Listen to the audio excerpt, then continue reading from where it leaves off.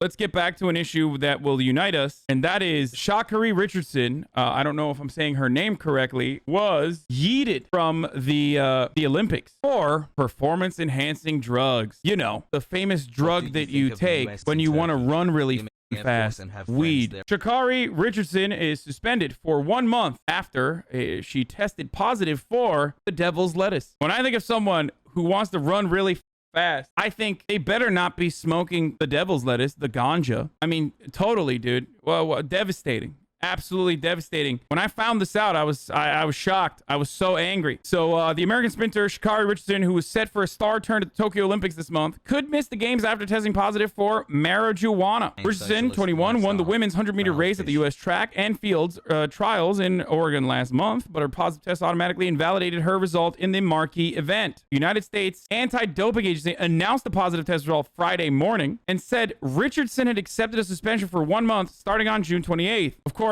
the place that she actually smoked weed in, it's legal. It's not even like an illegal thing that she was taking at the time. Just because it's illegal in Japan doesn't mean anything. It's not a performance-enhancing drug. I was making a joke. It's just an illegal substance. Sha'Carri? Didn't I say it? I said Sha'Carri, right? Oh, okay, Sha'Carri. In an interview with NBC on Friday, Richardson blamed the positive test on her use of marijuana as a way to cope with the unexpected death of her biological mother while she was in Oregon for the Olympic trials. Richardson, who was raised by her grandmother, said she learned about the death from a reporter during an interview and called it triggering and definitely nerve-shocking. Sent me into a state of emotional panic, she said, adding, I didn't know how to control my emotions or deal with my emotions during that time. Chanel, thank you. And Sha'Carri Richardson joins us now. Good morning, Sha'Carri. I just want to ask a simple question first. How are you doing?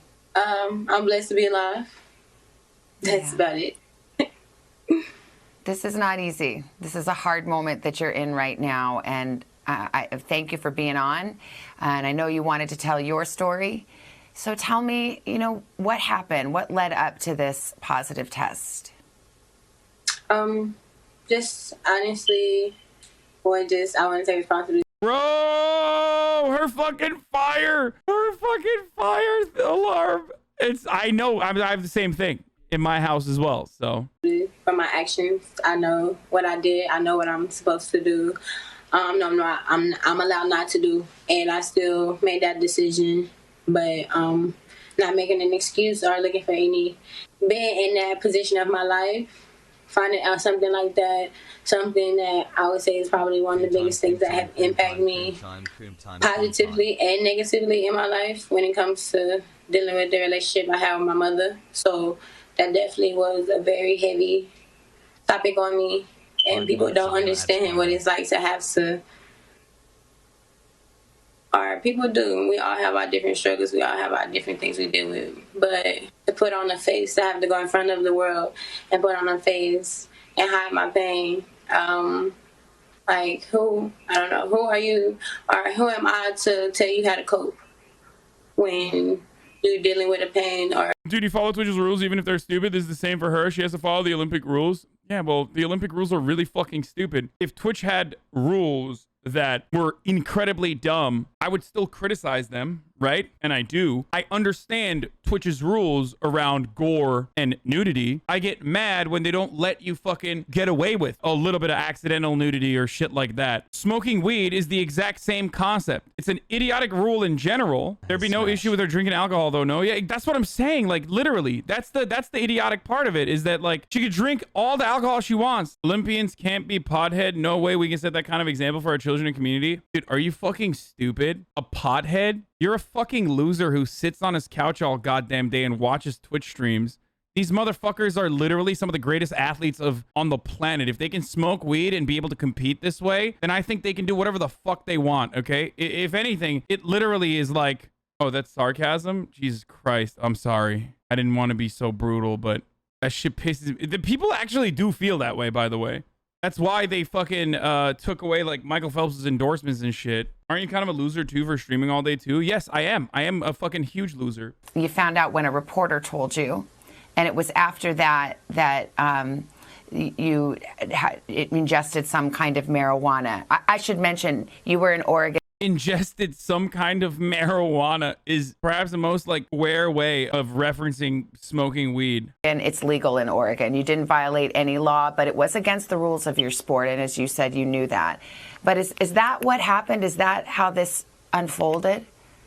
Honestly, yes, that is the story. I had an interview scheduled with my agent. I knew I was having an interview. I knew going into the interview, like I was just thinking it would be a normal interview, and then on the interview to hear that information come from a complete stranger was definitely triggering, was definitely nerve shocking, because it's just like, how are you to tell me that? Like, it's like, and no offense against him at all. He's just doing his job, but definitely that sent me in a state of mind, in a state of emotional panic, if anything.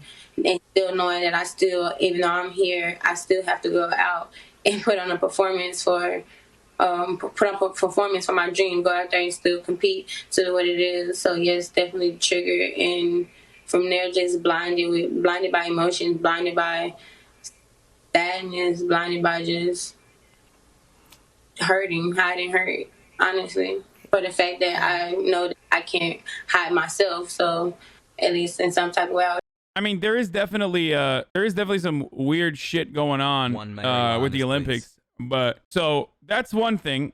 So Sha'Carri is getting or she might still be able to run, but she's getting suspended because she ingested weed. I guess she took an edible. There are a bunch of runners from Africa that can't run because their T levels are too high, despite being cis women. This has happened already in the past with Caster Semenya, and now Christine Mboma and Beatrice Masalingi are the latest accomplished athletes to be excluded under the rule that basically destroyed Caster Semenya's career. Two 18-year-old cisgender sprinters from Namibia, Christine Mboma and Beatrice Masalingi, have been banned from running the Olympic 400-meter dash because they have a natural high testosterone level. They're now the two latest African women to be banned from the track events because they won't fit the World Athletics Organization's definition of womanhood. This is the same concept as like saying Michael Phelps can't fucking swim because his arms are too long. It's like saying tall NBA players should not be able to play because they're too fucking tall. It's not 100% certain that it is natural. I understand that. It comes from assuming secretly that they are doping. Okay, that's where it comes from. There is no relationship between unaltered endogenous testosterone and sports performance. I know, surprising, right? Also, there's complete overlap of testosterone values for cis males and cis females. Endogenous testosterone histogram for men and women in elite sport. A study of 693 elite athletes. In statistics, completely overlap means the bottom of the male range is the same as the bottom of the female range, near zero, but the top of the female range doesn't quite extend to the top of the male range. Low testosterone elite men are statistically overrepresented in elite male sports. 0.5% of elite male athletes were naturally below the average for cis female athletes, and 25% of elite cis male athletes are below the current cutoff. I don't know what the fuck this means, dude. It's just like, I don't understand it. I'm gonna be honest with you. Who cares? Wait, that means any testosterone policy you pick to exclude men from women's sports will not work. There will always be some elite cis males naturally below that level. Their country could just give them a female passport and they could compete. This was possible for both the 2016 and 2018 Olympics. Did this happen? Not even once. It turns out men that want to pretend to be a woman just for sport glory. It turns out that unaltered endogenous testosterone is a terrible way to separate men from women. In fact, there is no clear biological list of features that allow us to even remotely cleanly separate men from women.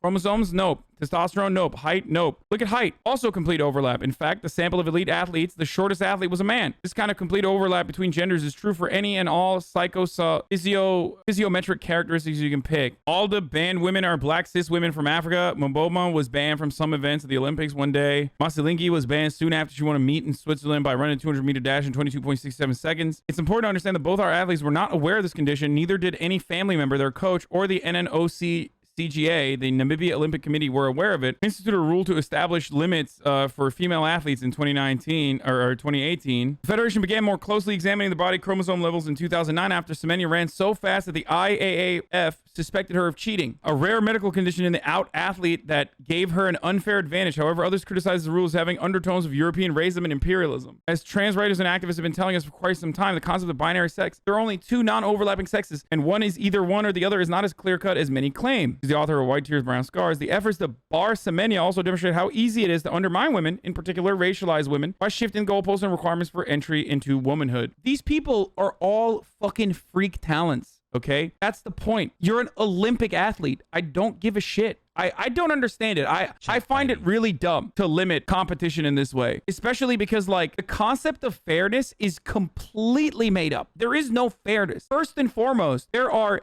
significant socioeconomic factors that absolutely alter your pathway in life to becoming a freak fucking athlete. You can say shit take all you want. You think athletes working in the best facilities on the planet their entire lives because they come from like decent backgrounds, decently like wealthy backgrounds, are competing on the same playing field as like a dude in the Namibian track and field system? It's literally the fucking truth. So this notion of like fairness in competition is purely arbitrary. A cisgender male could compete with women under these rules easily. A cisgender male, if judging by T levels, could compete against women when cis women can't compete against women. Co-ed for the win, co-ed for the win. Personally, I don't even know. I mean, I personally don't give a shit. Like, I don't care about co-ed sports. Like, I would watch it.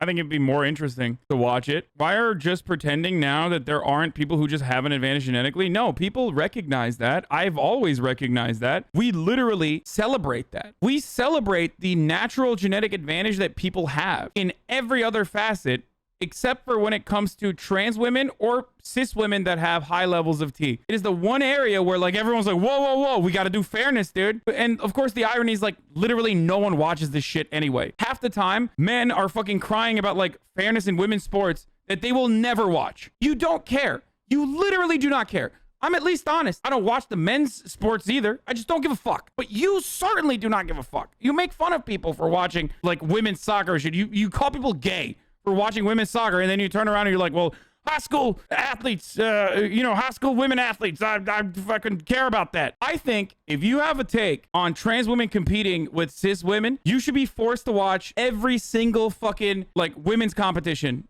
for an entire year at gunpoint. Oh, really? You want to have a take on trans women competing with cis women? Okay, you literally have to watch the WNBA going forward. I promise you, motherfuckers will stop. They will stop so quick. Yeah, you think the men that have to swim next to Michael Phelps appreciate that the motherfucker has gills and like webbed feet and shit and the longest arms in America? No, they don't like it. What are you gonna do?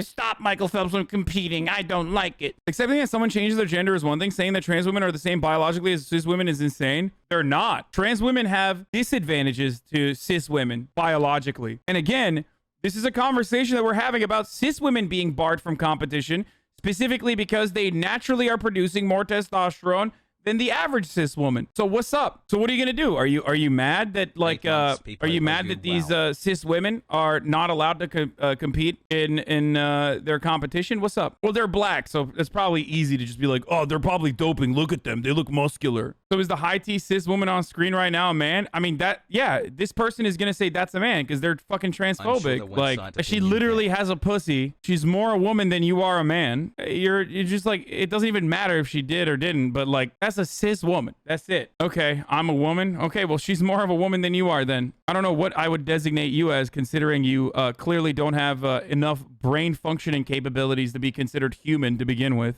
So, fucking dumbass turfs. Hey, why do you have a man's name, turf? Why do you keep banning those who have opposing arguments, sad kek? It's not an opposing argument to say a cisgender woman on screen is a man. This is literally a woman by your designation of what is a woman. But you're looking at someone who is a woman by your own personal designation, okay, of what a woman is.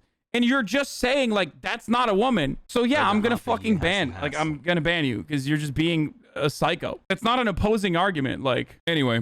Let's move on from this. There's one last thing I want to talk about, which is that they banned swim caps designed for black athletes with natural hair. Soul Cap, a British company that makes swim caps, supports swimmers with diverse hairstyles, is speaking out after it said that the governing body for water sports competitions did not certify its caps for the Olympics. We hope to further work for diversity in swimming by having swim caps certified for competition, so swimmers at any level don't have to choose between a sport they love and their hair, the company wrote in the statement they posted on Instagram. Soulcap sells 4 sizes for younger swimmers. Feeling included and seeing yourself as a sport at a young age is crucial. I don't know why they did this. I don't know what the reason is that they like banned this. I guess maybe because it's not like super tight. Specifically used by people with long, voluminous, and afro hair were barred by FINA because, to the best of their knowledge, the athletes competing at the international events never used, neither required to use camps of such size and configuration. The Black Swimming Association wrote, "We believe this statement made by FINA confirms what we already know: the lack of diversity in elite swimming and in higher positions in global aquatics, and the lack of urgency for change." Deering, who is a co-founder of the Black Swimming Association, did not immediately respond to a request comment from Today. However, Soulcap paid tribute to her in a post on Friday by calling her a trailblazer and a role model for showing what it looks like on the world stage to both love your hair and the sport unapologetically. Considering the fact that these are not as skin tight, so it like gives you a little bit of breathing room for your hair, it's actually less aerodynamic and therefore a disadvantage. So what the fuck is the problem? I don't understand, but hey, you know, gotta do what you gotta do. Rules are rules, right, guys? No matter how fucking stupid they are. Okay. The rules are the rules. Biden says in Michigan when asked about Sha'Carri Richardson's 1-month suspension for marijuana use. It's Carrie will miss the 100-meter race during the Olympic Games in Tokyo. Oh, wow. Shocked to find out that old man Jim Crow Joe had this take, dude. Okay, before we get to the PUA, I want to talk about Tim Dillon on Joe Rogan. Left The View, by the way. She left The View. Well, she's free to be on your show now. We wish her well. Imagine you as her on your show. I would love to.